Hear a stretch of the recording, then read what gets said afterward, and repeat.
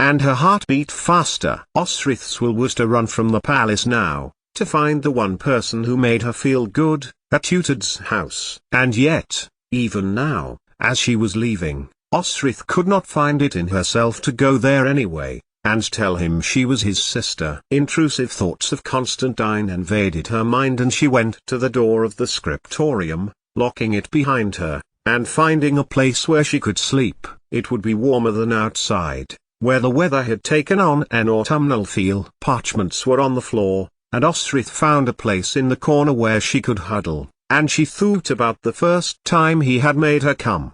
She had discovered how to make it happen herself, as a girl, and had done herself regularly, as she was about to do just now. But Osrith did not realize then it was the same as the riding, grinding feeling of that little knot of flesh right at the top of her cunt. Constantine had not even come the first time, and Osrith had been ignorant too. What had the in and out been for? She had thought then. Osrith knew much better now. Placing a hand between her legs and positioning her breeches so the seam ran in just the right spot, Osrith pulled them up between her legs and pressed down with her hand and, at the same time, crossing her legs at the ankles, an expert move perfected from the first moments, as an 8-year-old girl, when she didn't even know what she was doing, but knew that she wanted to put her hand between her thighs and cross her left leg over her right.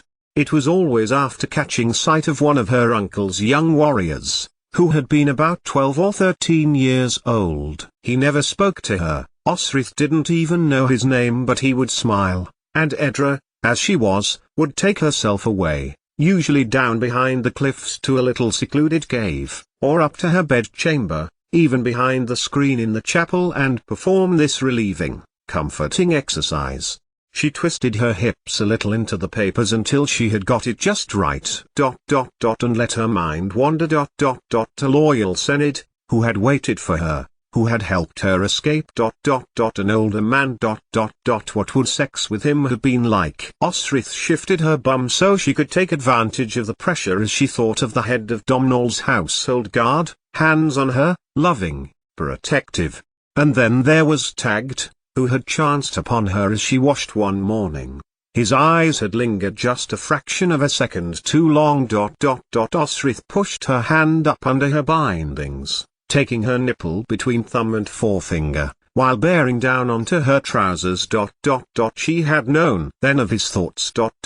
What would his touch have been like? Her husband. Tagged had told her he loved her. Now, if he had lived and not died rescuing innocents, they should be together, married properly. They could have been together whenever they liked. He could have done this to her, she thought, pressing her digits together and rolling her nipple, her back arching in pleasure. Would the doyerman have been gentle, and treated her softly? Or, would he have held on to her breasts while bucking her from behind as she had seen him do to the servant at Tara at the time of the UNA Copyrightal Festival, when he thought he had been hidden and had been turned away by Gormlaith? The same move Domhnall had used on Finol I on the most holy island of Iona? Or would Tagged have been fitful, mighty, as he had been with himself in that same stable? Osrith adjusted her rhythm again as the pleasure from her own fingers had begun to build up tension around her hips as she rode against her breeches as she might ride a horse, not how she rode a horse. She was dreadful at that, rhythmically. Grind. Grind. Grind. Listening to her body as her nerves built their pressure. Domhnall. His face appeared in her mind as it sought again the memory of Constantine. He had nearly humped her, unwillingly, at Tara. There had been so many times Osrith had wanted to tell him to kiss her, to touch her here. There. To lie with her. To take her back to Irion.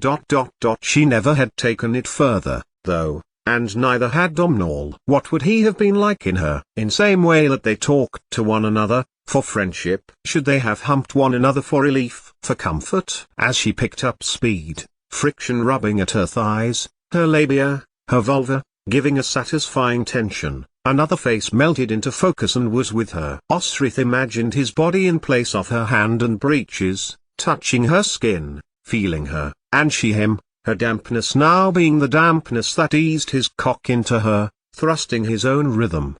Finan. Osrith pulled harder, riding her clothing up, as hard as she could against her clit, not caring that tomorrow she would need to bathe her chafed flesh with terebinth. Passion now turned to anger as a rapist was now entering her body. Ethelwold. He had wanted to do this to her, and she could see behind his eyes he was scheming to trick her, to trap her. And further up, pressing her thumb knuckle into her nerve-filled knob as firmly as she could until, rotating it a little with a rhythm that she accelerated until finally, pleasure radiated out from her the bump of flesh, across her chest, and she panted to a stop as more waves, each less powerful than the last, overcame her. He would have held her then, Osrith imagined, fine and more, if she had been with him, she speculated, as she came, enjoying her pleasure almost as much as the release of his own, grinding upwards again to accelerate the next waves of sinew-melting orgasm, holding her hips as she thrust onto him. She hated herself for losing her emotions to handsome face, to his sense of humor, to his strength and humility in equal measure. He was the man Domhnall was not, who Constantine never could be. And while she felt she knew him entirely, in reality, Osrith barely knew the man at all. He had spoken, what, a dozen words to her. Drowsiness came next and Osrith closed her eyes. In the morning, she still had her hand between her crossed legs and the memory filtered into her mind of who had brought such desire to her body, and she rode her breeches once again, her body remembering her recent orgasms of the night before, which meant she could frig herself off quickly, before quitting the scriptorium and the crumpled parchments that had been her bed for the night.